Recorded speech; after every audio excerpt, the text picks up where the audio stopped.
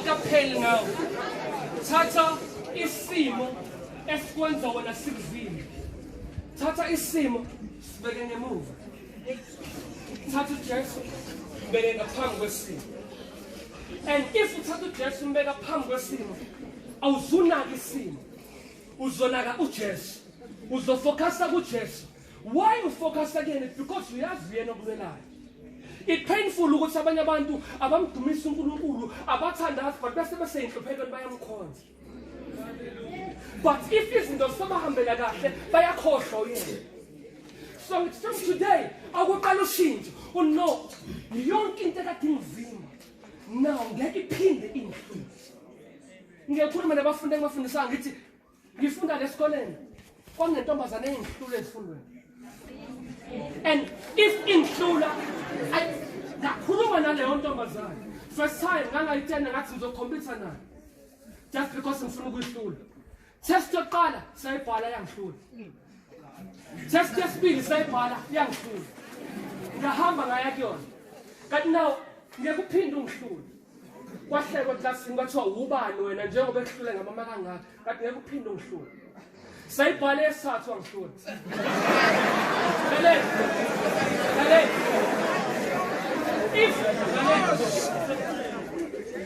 Believe in yourself.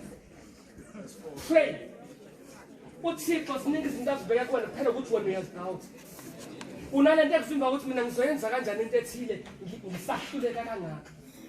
Bangaka abantwana abaphumelela abavela from ama-families ahluphekile aswele. Ngikhula benokuthi ingane ezivela emndenini eswele izona eziphumelela kakhulu. Why? Ingoba ziyalazi imuva lazo ukuthi linjani. Yonke into ezilwelayo ukuthi ngifuna ukushintsha ikhaya. So musu kuvumela kube nesimo esikuvimbayo. uNkulunkulu nemicabango emihle ngawo. So if ngikhompyutha le ntombazana isingihlulile kwesithathu. Now ngathi mina into engizoyenza I will give more time ukuthi ngifocus encwadini zami. Now if sibhala itest yesine dangu number 1 and ntombazana number 3. Believe in yourself.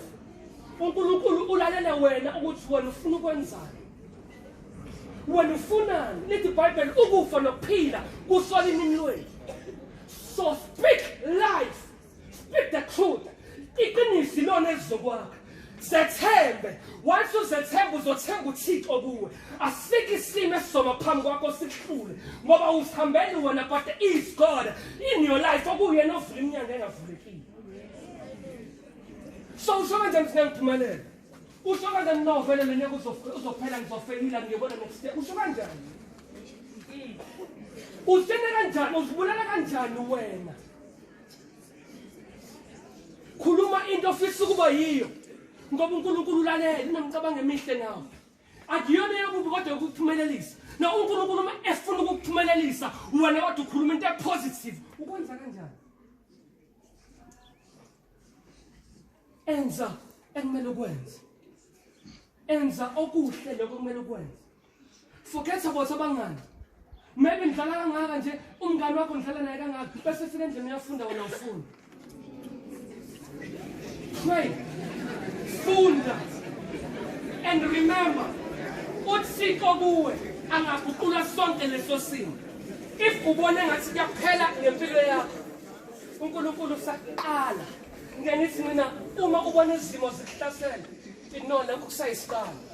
Noma ngathi usuyakhala no, kusayiprocess. The output yes. And if sengiphuma kulesimo, nekade bengabona bazobona. Nekade bengezwanga bazozwa. Yazwakala? So, zinika isikhathi. Nkosi wena ufuna ngibe ngokubani? Mina ngifuna ukuba umuntu othile. So Nkosi ngisize ngibe lo muntu entinga ukuba yini. I know I'm not perfect, but ngiyazi ukuthi uma kukhona wena in my life impilo yami izoshintsha. That's why waqala ukuthandaza, waqala ukuhamba ikawe, waqala wamkhonza uThixo, bazoqala ukusebenza ngcono. Not ngoba uzenza ngcono, but uNkulunkulu kuwe uyena kwenza ngcono. Laba bantu laba, that's why bet uzenza ngcono ngoba bayabona uNkulunkulu sekulifte to the next level. So njengoba uyazitshela nje nothi ngoba uzitshela bayabona uNkulunkulu sekuthathe la down wakubeka lapha athi umhlaba lo ngithathe down wangibeka la now ngiyabona ukuthi angisifikelanga lapha but uNkulunkulu ngakini uyena ongibeke lapha angizazi ngiphumelele kanjani kodwa ngiyazi ukuthi uNkulunkulu uyena ongibeke lapha angazi namhlanje ngibona kanjani usuku namhlanje kodwa engikwaziyo uNkulunkulu wami uyena ongiphela usuku ungaplana ngayizolo uthi kusasa khona ngizokwenza but uNkulunkulu ohlela ukuthi namhlanje uzolibona losuku so pray every time onaso uSempilweni yakhe I will never give up and I will shine upon my situation I will never go back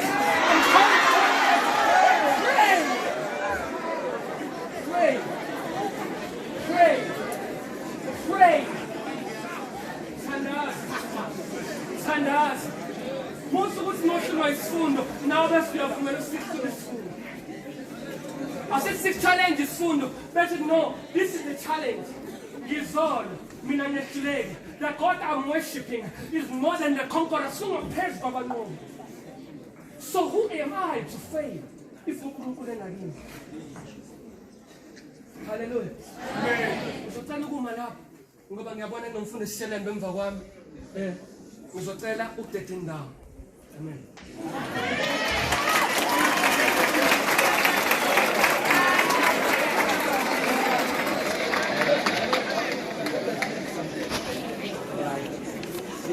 awuqwabe azosenzela